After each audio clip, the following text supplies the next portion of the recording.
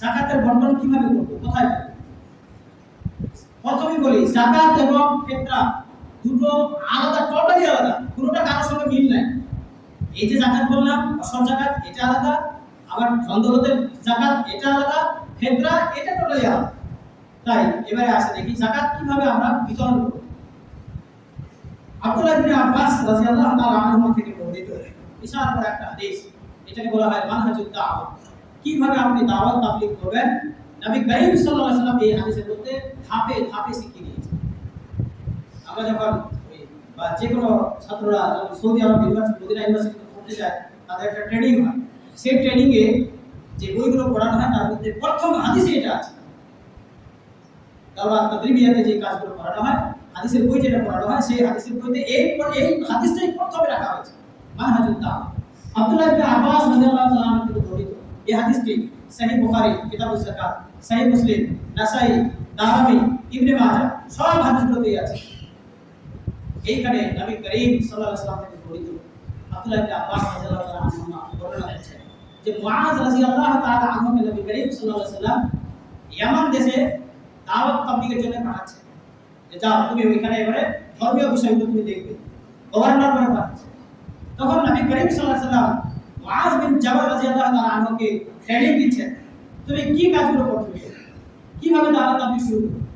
তখন নবী করিম সাল্লাল্লাহু আলাইহি ওয়াসাল্লাম বলেন, আউয়ালু মা ইয়াকুলু, তুমি সর্বপ্রথম তাদউরা ইলাইহি, তুমি সর্বপ্রথম যে বিষয়টার দিকে তুমি মানুষকে আহ্বান করবে, ডাকবে, সেটা হচ্ছে শাহাদাত লা ইলাহা ইল্লাল্লাহ, আল্লাহর সাক্ষী দেবে। মানে তাওহীদের তুমি প্রথম প্রচার করবে যে আল্লাহ এক, আল্লাহ একক, আল্লাহ অদ্বিতীয়, আল্লাহর সঙ্গে কোনো সমতুল্য নেই। নবী করিম সাল্লাল্লাহু আলাইহি ওয়াসাল্লাম এটা বলে দিবেন না, বা ইন হুম আতাউকা, নবী করিম সাল্লাল্লাহু আলাইহি ওয়াসাল্লাম বলেন বেশ কিছুদিন তুমি লক্ষ্য করবে যে আল্লাহকে এক বলে মানুষ যখন এইভাবে মানতে শুরু করেছে, তখন তুমি আবার দ্বিতীয় পয়েন্টে আলোচনা করবে, বা ইন হুম আতাউকা লিযালিক, এটা যদি তোমার মেনে নেয় তাহলে তুমি বলবে বা আল্লিমহুম, যে আল্লাহ তাবারক ওয়া তাআলা আপনাদের উপরে 5 ওয়াক্তের নামাজ ফরজ করেছেন, ফি কুল্লি লাইলিন ওয়া লাইলা, ফি কুল্লি ইয়াউমিন ওয়া লাইলা, প্রতিদিন রাতে 5 ওয়াক্তের নামাজ ফরজ করেছেন। এটা তারপরে আবার বলছেন বা ইনহুম আতাউকা, দেখবে তুমি এটা বেশ কিছুদিন ধরে যদি মানুষ এই নামাজ পড়তে অভ্যস্ত হয়ে যায়, তারপরে তুমি বলবে যে ইন্নাল্লাহ আফতারাজা আলাইকুম সালাম, আল্লাহ তাবারক ওয়া তাআলা আপনাদের উপরে যাকাত ফরজ করেছেন। যাকাত ফরজ করেছেন, যাকাত ফরজ কিভাবে হবে, তো খাযু মিন আগনিয়াহিম ফাতুরাতু আলা ফুকারাইহিম, এইটা এই বাক্যটা খুব জটিল। তো খাযু মিন আগনিয়াহিম ফাতুরাতু আলা ফুকারাইহিম, পুরো যাকাত সিস্টেমকে নবী করিম সাল্লাল্লাহু আলাইহি ওয়াসাল্লাম এখানে বুঝিয়ে দিলেন। যাকাত তো খাস নেবে, তোমরা নেবে, আখাযা মানে নেওয়া, আতা ইউতি মানে দেওয়া, তো দেওয়ার কথা এখানে বলা হচ্ছে, তোমরা নিবে গিয়ে যাকাত, তো খাযু মিন আগনিয়াহিম, ধনীদের কাছ থেকে, ফাতুরাতু আলা ফুকারাইহিম, এবং ওই সমাজের ফকিরদের, দরিদ্রদের কাছে তোমরা যাকাত পেলে। কথাটা খুব ভালো করে বুঝতে হবে। তো খাস ব্যবহার করা হয়েছে, তোমরা নিবে, যাকাত কেউ নিজে থেকে দিতে পারবে না। আপনার যাকাত হয়েছে, আপনি নিজেকে দিয়ে দিলেন, হবে না। আপনার বাড়ি থেকে যাকাত কালেকশন করা হবে, আপনাকে হিসাব দিতে হবে ওই সমাজে যারা নেতৃত্বে থাকবে, যারা সরকার থাকবে, তাদেরকে আপনার এতগুলো ধার হয়েছে, এতগুলো যাকাত হচ্ছে, যাকাত দিয়ে কালেকশন করে নিয়ে আসেন। এই হাদিসে বলা হচ্ছে টু ফাস, তোমরা নেবে কি, কাদের কাছ থেকে নেবে, তোমাদেরই ধনীদের কাছ থেকে নেবে। তার মানে একটা সমাজ ব্যবস্থা থাকতে হবে, ওই সমাজের যারা ধনী লোক আছে তাদের বাড়িতে গিয়ে গিয়ে সমাজের পক্ষ থেকে যাকাত আদায়কারী, এই যাকাত আদায় করতে হবে। এইটা আবার পাওয়া যায় কোথায়, ওই যে যাকাত বিতরণ কাদের মধ্যে করতে হবে, যখন ওইটা আলোচনা করব তখন করব। ওই সূরা তাওবার 60 নম্বর আয়াতে বলা হয়েছে যে লোকগুলোকে যাকাত দিতে হবে, তার মধ্যে এক নম্বর হচ্ছে, 3 নম্বরই হচ্ছে যে যাকাত আদায়কারী। যারা যাকাত আদায় করবে ওদেরকে ওদের মজুরি দিতে হবে যাকাত থেকেই। তাহলে যদি যাকাত যদি আপনি দিয়ে দিলেন, আমি দিয়ে দিলাম, আর কিছু দিয়ে দিলাম, তাহলে যাকাত আদায় করবে কে? আবার এদেরকে যদি আদায়কারী যদি না থাকে, তাহলে আল্লাহ তাআলা আদায়কারীকে টাকা দিতে বলেন কেন? কোন লোককে দিবেন আপনি? তার মানে হচ্ছে আপনি অসল যাকাত নিজে থেকে বিতরণ করতে পারবেন না। তবে 5 কুইন্টাল দিলে 3 কুইন্টাল চাইতে গেলে সব দিয়েছি, সব কুইন্টাল দিয়েছি, এরকম ধান্দা মোটেই করা যাবে। ধান্দা বলতে কি, যারা আল্লাহকে ভয় করে তারা তো দিবে, কিন্তু মাঝে মধ্যে শয়তানকে ওসওয়াসা দেয়, 25 কুইন্টাল বছর দিয়ে কি হবে, আচ্ছা তা দিলে 23 কুইন্টাল দিলে দিয়ে তো 2 কুইন্টাল থাকবে। এই শয়তান আপনাকে 23 কুইন্টাল দিয়ে দিলাম, শয়তান 2 কুইন্টাল দিয়ে পুরো টাকাটাই বরবাদ হয়ে যাবে। 23 কুইন্টাল দেওয়া না দেওয়ার সময় তো শয়তান যেন না অবস্থা দিতে পারে, শয়তান যেন আপনার আমার মধ্যে না ঢুকে যেতে পারে, ওই জন্য এই বড় ব্যবস্থা করা হয়েছে যে জাকাত দিয়ে বুঝে নিয়ে চলে আসবে।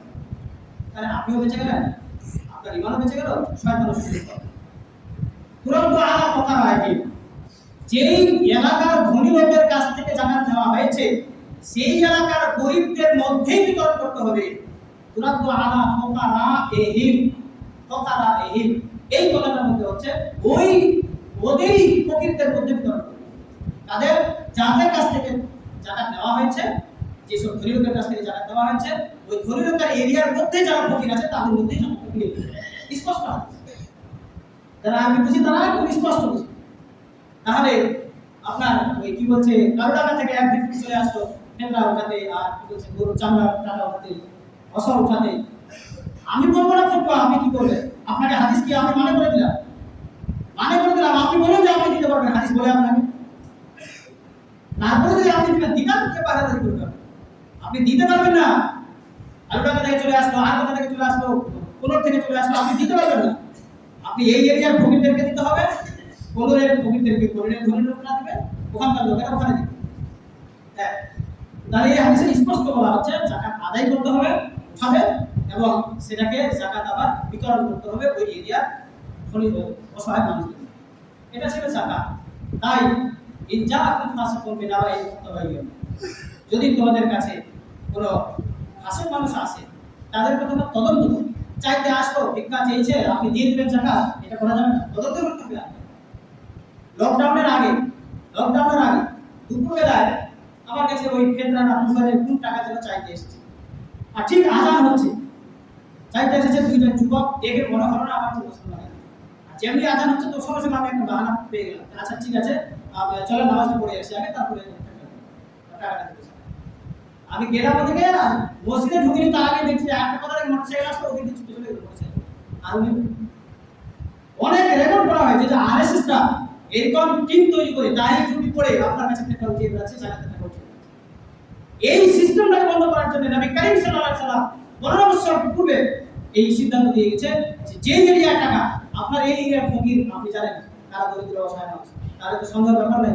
এখন ওই দিককার আসবা আদৌ কি ও আসলে অসহায় কিনা সেটা আপনি কি করে জানবেন? আদৌ সে মুসলিম কিনা সেটা আপনি কি করে জানবেন?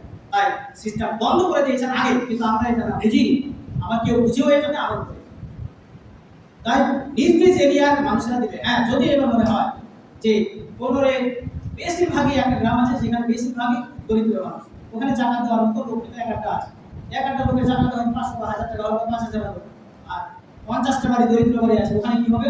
তাহলে ওই লোকগুলো এখানে আসবে না, ওই কোনোরের সর্দার সাহেব লিখবে যে কোনো একটা ধনী গ্রামে বা বাল গ্রামের সর্দারকে যে আমার এরিয়ায় দরিদ্র মানুষের সংখ্যা অনেক, তাই যেটুকু জাকাত আমার এরিয়ায় উঠেছে এটা যথেষ্ট না তাদের জন্য, আপনার ওখানে যদি উদ্বৃত্ত জাকাত থাকে তাহলে আপনি পাঠান। এই সর্দার আবার করবে কি, এও আবার ওদের কাছে গিয়ে বিতরণ করবে না, এই সর্দার যেটুকু মনে হবে 5000 10000 20000 হলো ওই সর্দারের হাতে গিয়ে দিয়ে দিবে। এবার ওই সর্দার হাতে দিবে কেন? উনি জানেন যে কে কোন লোক কিরকম অসহায় দরিদ্র ওদের মধ্যে তখন ওই সর্দার করবে। কত সুন্দর সিস্টেম, কোনো রকমের ঠকা বাজি ইত্যাদি কিছুই নাই। ইসলাম এগুলো যে বলা হয়েছে হাদিস কোরআনে, এটাতে আমল করার জন্য বলা হয়েছে। তাই আমরা যত তাড়াতাড়ি হবে আমরা এইভাবে এটা ছিল যাকাত।